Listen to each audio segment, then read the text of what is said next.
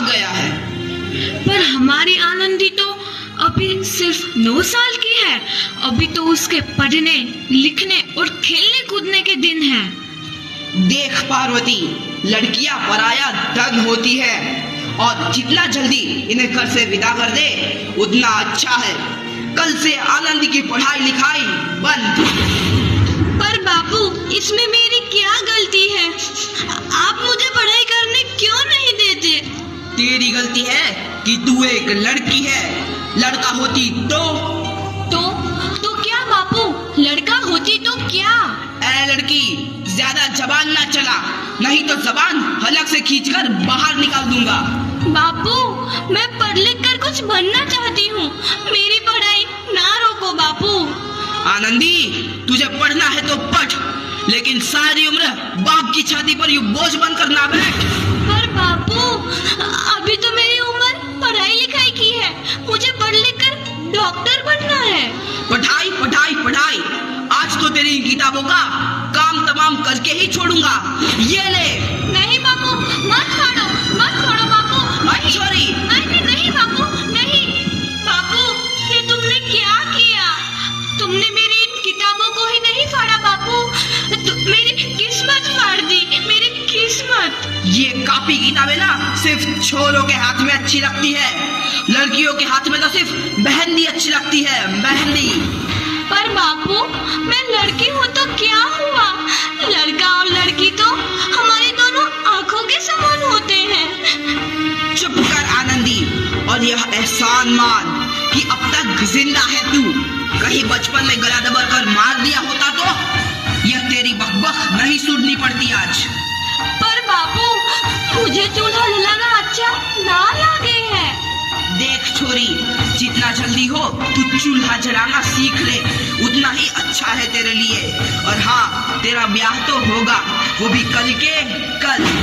अगला जीवन है तुम्हारी यही कहानी। आंचल में है दूध और आंखों में है पानी। मुझे माफ कर दे बेटी, तेरे बापू के जिद के आगे मेरी एक न चलेगी।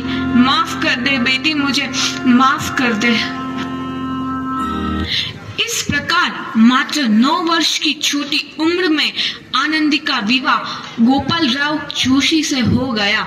बाल विवाह एक सामाजिक कुरीति है और इस कुप्रथा का शिकार होना पड़ा आनंदी को। 5 वर्ष बाद आनंदी 14 साल की हो गई है। उसके घर एक शिशु ने जन्म लिया है। देखते हैं आगे क्या। आनंदी, बंद करो ये पागलपन। भगवान ने मेरा बच्चा छीन लिया। भगवान ने नहीं, तुम्हारी अशिक्षा और अंधविश्वास ने तुम्हारा बच्चा छीना है। अगर तुम पढ़ी लिखी होती तो आज हमारा शिशु जीवित होता। तुम अनपढ़ थी आनंदी, अनपढ़। नहीं, अब मैं अनपढ़ नहीं रहूंगी मैं अनपढ़। मैं पढ़ूंगी ताकि कल किसी और आनंदी को इलाज के अभाव में अपना बच्चा ना खोना पड़े। शाबाश आनंदी, और यही तुम्हारे अपराध के लिए प्रायश्चित भी है।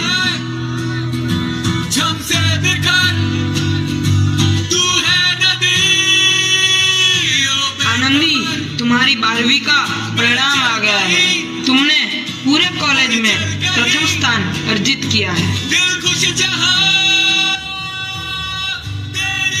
आनंदी, तुम्हारी मेहनत रंग लाई है। तुम्हें शिक्षा वृत्ति मिली है। ये लो तुम्हारे अमेरिका जाने की टिकट। मुझे शिक्षा वृत्ति मिल गई? मैं अमेरिका जा रही हूँ। पर ये सब मैं अकेले कैसे कर पाऊंगी? आनंदी, अपने आप को इतना कमजोर क्यों समझ रही हो? फिर इतना पढ़ने लिखने का क्या फायदा? तुम अभी गवार की। गवार नहीं हूँ मैं अब गवार।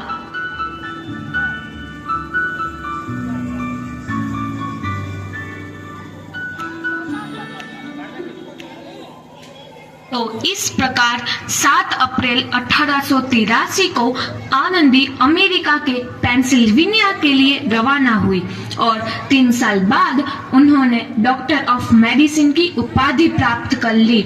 इधर आनंदी के पिता की तबीयत बहुत खराब है। आगे क्या होता है देखते हैं। लगता है अब मेरे जाने का समय आ चुका है। अब मैं नहीं बचूंगा। ऐसा मत बोलो। शहर के सिटी हॉस्पिटल में अमेरिका से डिग्री लेकर कोई बड़ा डॉक्टर आया है, एक बार वहाँ चलकर दिखा लेते हैं। हाँ सही बोला भैया, कम से कम दिल को तसल्ली तो मिल जाएगी। हाँ हाँ चलो चलो जल्दी हॉस्पिटल चलते हैं।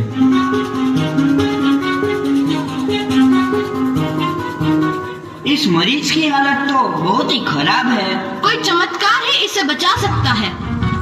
ऐसा मत बोलो भाई, डॉक्टर साहब कब तक आ जाएंगे?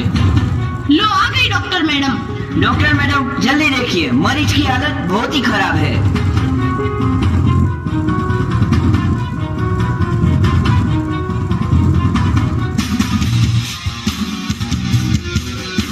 अब आप बिल्कुल ठीक हैं। मौत के मुंह से आपको बचाया है डॉक्टर मैडम ने। डॉक्टर साहब ने मुझे बचा लिया। मुझे मिलना है डॉक्टर साहब से। डॉक्टर साहब नहीं, डॉक्टर मैडम बोलो। डॉक्टर मैडम, उन्होंने ही तुम्हें जीवन दान दिया है। लो आ गई डॉक्टर मैडम, मिल लो उनसे। डॉक्टर मैडम आपका बहुत बहुत धन्यवाद, आपने मेरी जान बचाई। इसके बदले में मैं गरीब भला आपको क्या दे सकता हूँ? वचन चाहिए मुझे कि कभी ये नहीं कहोगे कि लड़कियां कुछ नहीं कर सकती। वचन? ये कैसा वचन? अरे श्यामलाल, तुमने पहचाना नहीं? तुम्हारी बेटी आनंदी। आनंदी? मेरी बेटी आनंदी डॉक्टर? हाँ बापू, वही आनंदी जिसके लिए बचपन में तूने चूल्हा और दूल्हा के अलावा कुछ नहीं सोचा था। आनंदी, आनंदी मेरी बेटी, मुझे माफ कर दे। मैं तेरा गुनहगार हूँ बेटी।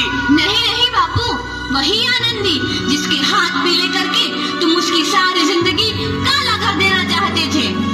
माफ कर दे मुझे मेरी बच्ची, माफ कर दे। मैं तेरा अपराधी हूँ मेरी बच्ची, माफ कर दे। नहीं बापू, मैंने तो तेरा एहसान चुकाया है। याद है ना अपना एहसान जो बचपन में तुमने मुझ पर किया था? ताने सुना कर जीते जी मार डाला था मुझको। अब बोल, और किस को मारेगा?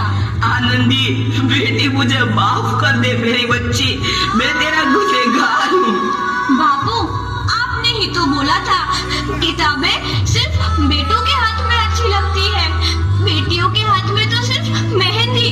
बेटों और बेटियों में फर्क करना तो आंखों में फर्क करने समान है। एक का पढ़ना और दूसरे का ना पढ़ना सामाजिक अंधकार है बापू, सामाजिक अंधकार। उपकार मांगता हूँ मैं तुझ जैसी बेटी का, जिसने सारी उम्र मुझसे कुछ ना मांगा तो सिर्फ बराबरी का दर्जा। वरना सच तो यह है कि मैं तेरी माफी के लायक भी ना हूँ।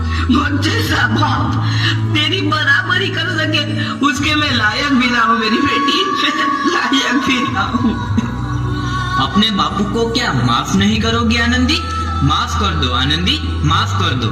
सुबह का भूला यदि शाम को घर लौट आए तो उसे भूला नहीं कहते। बापू।